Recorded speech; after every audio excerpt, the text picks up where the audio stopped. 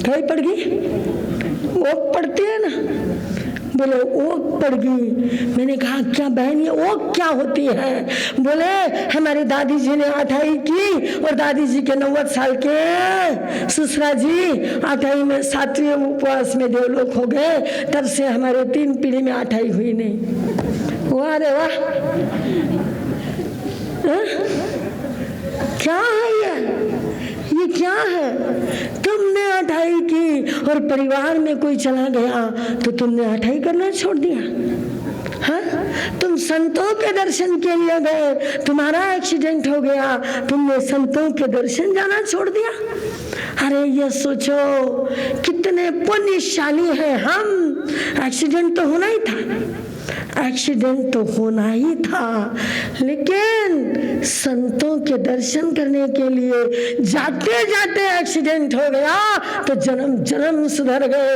तुम बोलो संतों के दर्शन करते करते किसको एक्सीडेंट हुआ और कौन देवलोक में गया? करेक्ट, मेरा भाई ने करेक्ट जवाब दिया। भगवान महावीर स्वामी के दर्शन करने के लिए एक मेंढक गया और सैनिक महाराज के हाथी के नीचे, हाथी के पैर के नीचे वो आ गया और उसके प्राण निकल गए और वो देवलोक में चला गया। कहाँ गया?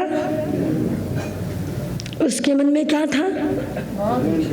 भगवान के दर्शन करने के भाव थे, भाव थे। क्या तुम संतों के दर्शन करने के लिए जाओ और कोई एक्सीडेंट हो जाए तो तुम्हारे मन में ऐसे भाव आते हैं? आते हैं? आते हैं? मेंढक के मन में भाव दशा जागृत हुई। मैं धन्य हो गया प्रभु, मैं यहीं से आपके दर्शन करता हूँ। इन चर्म चक्षुओं ने आपके दर्शन नहीं किए, लेकिन मैं धर्म चक्षुओं के द्वारा, विवेक चक्षु के द्वारा आपके दर्शन करके धन्य धन्य हो जाऊंगा। और उसके प्राण छूट गए और वो दरदूर नाम का देवता बन गया। आपका एक्सीडेंट होता है दर्शन के लिए जाते हुए, आप क्या सोचते हो? गुरुदेव मैं धन्य हो गया, आपके दर्शन करने के लिए निकला था, लेकिन इन चर्म चक्षुओं को शायद वो मंजूर नहीं था, पर मैं अपने धर्म चक्षुओं के द्वारा आपके दर्शन करता हूँ और 4 शरण ग्रहण करता हूँ। क्या ये भावना आती है? और नहीं आती है तो सौम्यता कहाँ से आई? कौन सी भावना आना चाहिए? तो तुम्हारे अंदर अध्यात्म चला गया, तो तुम्हारे अंदर अध्यात्म चला गया।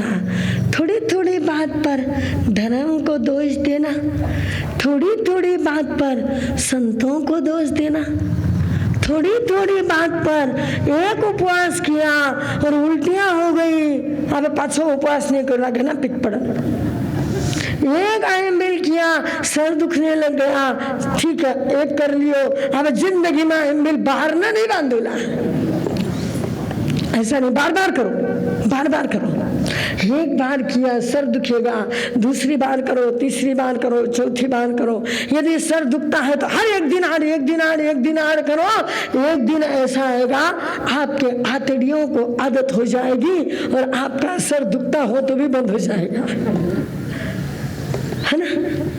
ठन चाय पीवा की आदत पड़ जाओ ना तो कितने मीठी आदत लगाओ।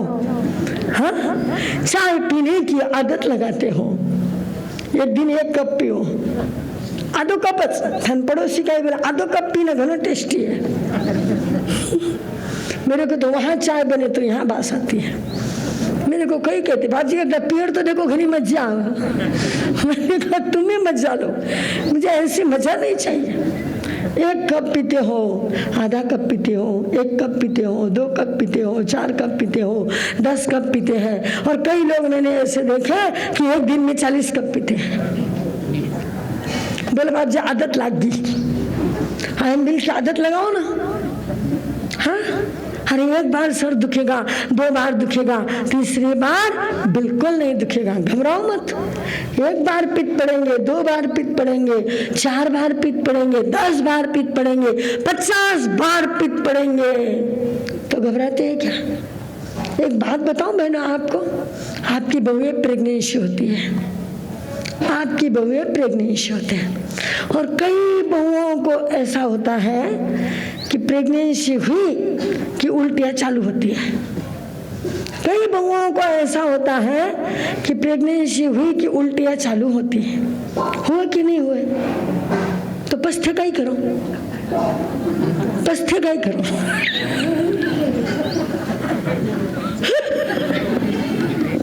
हमारे बुओं को मालूम है, हमारे बहनों को मालूम है, इसलिए हंस रही है। हमारे सुरेखा भाई कहती है वो तो होती है। फिर उपवास में उल्टी हुई तो क्या हुआ? प्रेगनेंसी पीरियड में उल्टी हुई तो बोलो होती से कई हरकत नहीं, चालता दो। और उपवास में उल्टी हुई तो, तेला में उल्टी हुई तो कहीं करो, पटकन पारनो कर ले। और बहू ने प्रेगनेंसी में उल्टिया हुआ तो पटकन अबॉर्ट करो, कहीं करना नहीं चाहिए। मैं ये नहीं कहती हूँ उल्टा मत पकड़ना, पर सोच लेना। सोचते हो क्या मैं नहीं होता अच्छे बाबा बच्चा मैंने उल्टा हो रही मेरा बहू ने? सोचते हो? 5 महीने तक धीर रख करके जब घर में बेटा चाहिए तो 5 महीने तक उल्टी सहन करते हो, तो आत्मा का कल्याण करना है तो 8 दिन उल्टी नहीं सहन कर सको? क्यों भाई? बात सही है ना?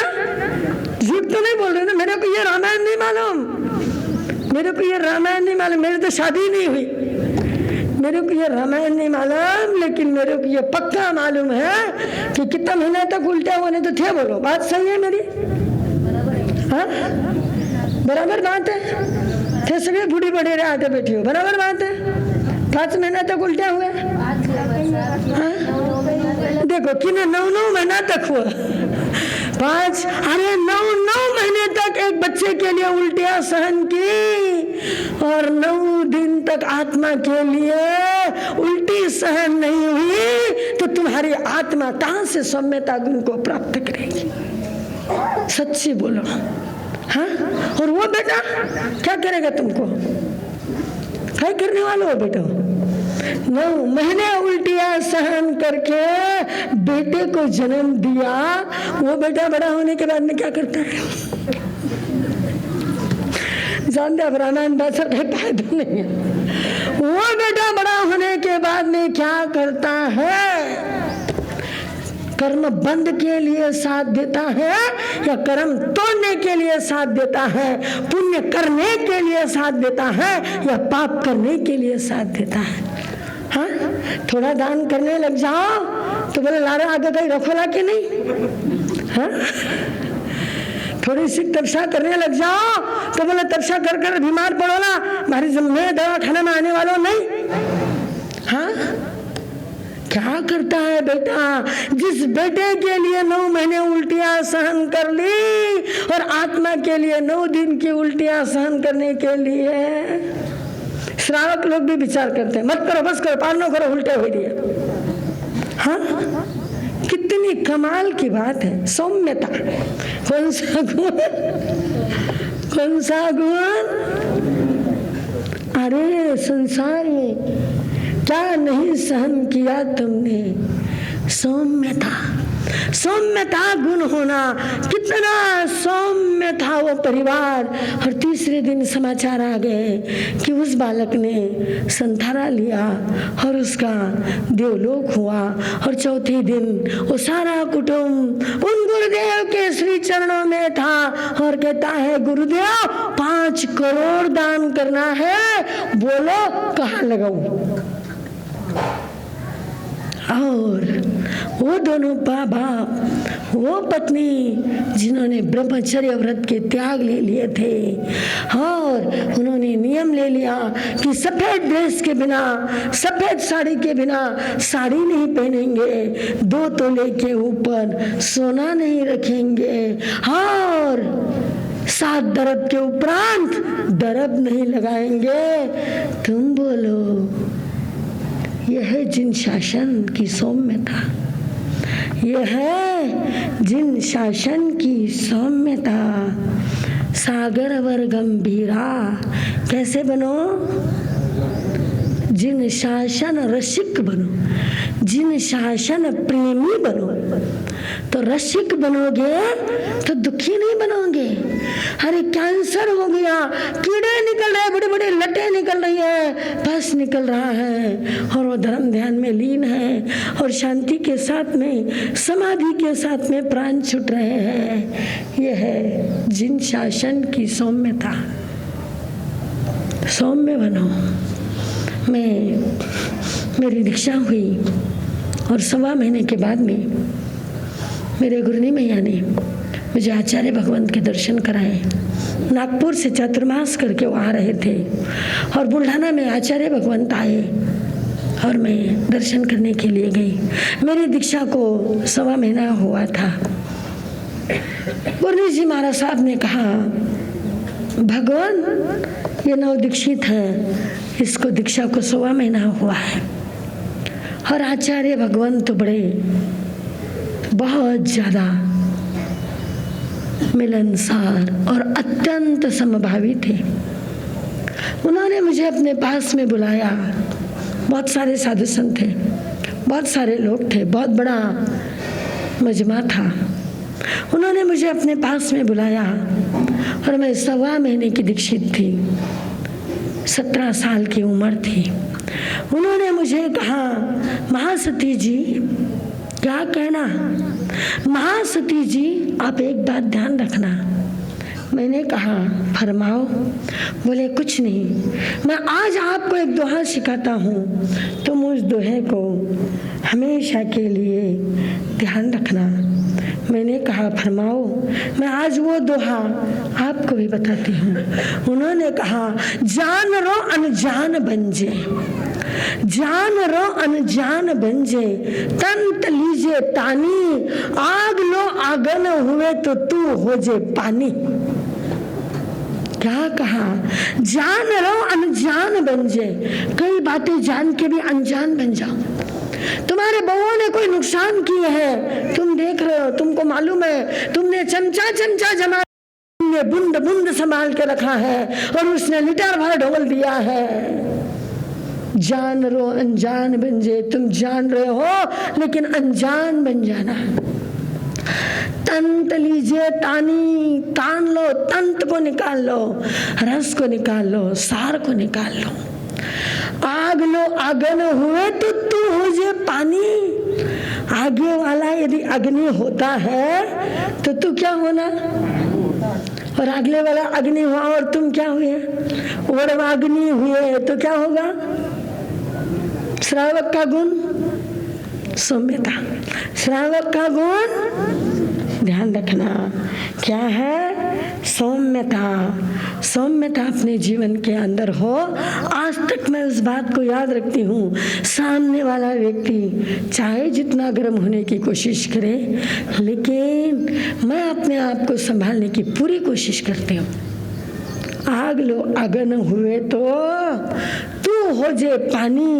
और यदि कोई एक बात जरूर है कि मुझे अनुशासन पसंद है, इसलिए मैं थोड़ा अनुशासन रखती हूँ, बाकी और कोई बात नहीं है। लेकिन ध्यान रखना, ये बात ध्यान रखना, जान के अनजान बन जाना। आंखें खोल के आंखें ढक लेना, आंखें खुली रख करके अपने परिवार को यदि सुखी देखना चाहते हो। आपके बेटे ने लाख रुपए की गलती कर दी और आपने आंखों से देख ली, आंखें बंद कर लो। बोल के कोई फायदा नहीं है। हो गया सो इतना ही बोलो, बेटा आगे से ध्यान रखेगा तो ठीक रहेगा, बेटा आगे से ध्यान रखेगा तो ठीक रहेगा। आगे से आपका बेटा गारंटी के साथ में कि तुम गलती नहीं करेगा। और तुम 17 बातें बोलोगे ना तो 18 बातें सुनाएगा। इसलिए क्या करो? सौम्यता। कल हमने एक बात देखी थी, कल हमने एक बात स्टार्ट की थी। कौन सी? आपको याद है? कौन सी बात स्टार्ट की थी? सेठ जी नींद में सोए थे, धनदत्त जी नींद में सोए थे और देवी ने आके कहा, संतान होगी तो संपत्ति नहीं रहेगी, संतान होगी तो संपत्ति नहीं रहेगी। बोलो तुम्हें दो में से क्या चाहिए? और मैं 2 दिन के बाद में फिर आऊंगी। वो सवेरे उठे, अपने पत्नी को कहते हैं आज मेरे सामने एक देवी आई और उसने कहा संतान होगी तो संपत्ति चली जाएगी। बोलो क्या जवाब दूं उसको? मैंने आपको पूछने के लिए रखी है।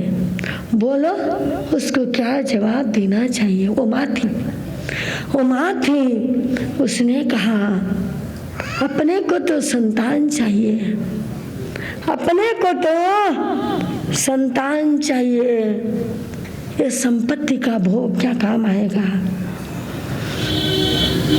उन्होंने कहा देखो माँ ने मुझे कहा था, वो देवी ने मुझे कहा था तुम सोच के जवाब देना। 2 दिन के बाद फिर आने वाली है। बोलो क्या करूं? उन्होंने अपने मुनिम लोगों को बुलाया। बोले बोलो भाई मैं देवी को क्या जवाब दूं? सारे मुनिम लोगों ने कहा सेठ साहब जवाब संभाल के देना। देवी के शब्द है संतान होगी, संपत्ति चली जाएगी, और संपत्ति नहीं रहेगी तो तुम संतान को क्या खुशी दे सकोगे? तुम संतान को क्या खुशी दे सकोगे? देखो कितनी बड़ी दुविधा है। आजकल लोग कहते हैं ना बाप जी एक बस दो ने पालनो नहीं हुए, जैसे कोई यही पालनहार ब्रह्मा विष्णु महेश बन गए। हाँ, जैसे कोई यही पालनहार ब्रह्मा और विष्णु बन गए।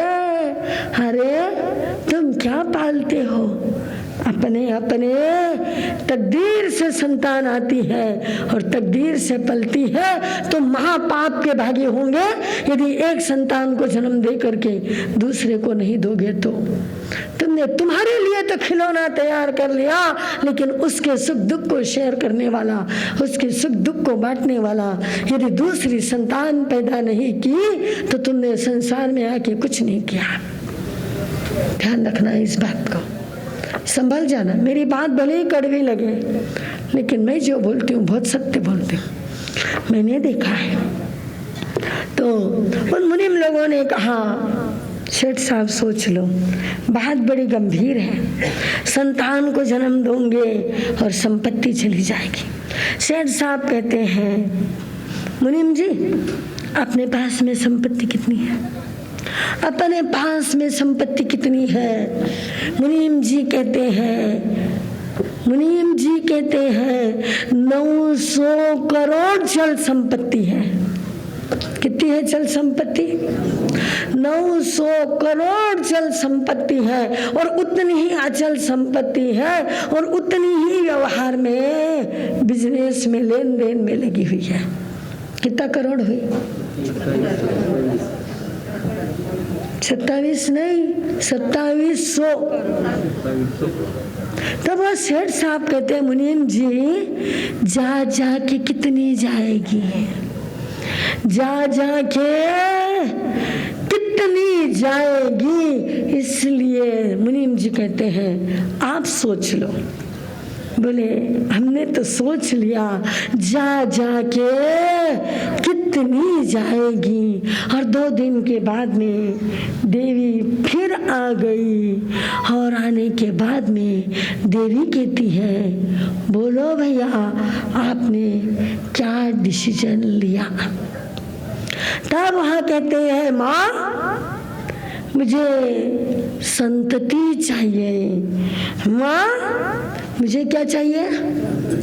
संतति चाहिए। माँ कहती है एक बार और सोच लो। माँ एक बार नहीं 100 बार सोचा, मुझे संतति ही चाहिए। ठीक है, पर ध्यान रखना नहीं, मुझे तो संतति ही चाहिए। 1 बार 2 बार 3 बार मुझे तो संतति ही चाहिए। ठीक है, तथास्तु कह करके माँ चली गई। और क्या हो गया? इन कर्म देव ने नाचन छाया रतन दत्त को, इन कर्म देव ने नाच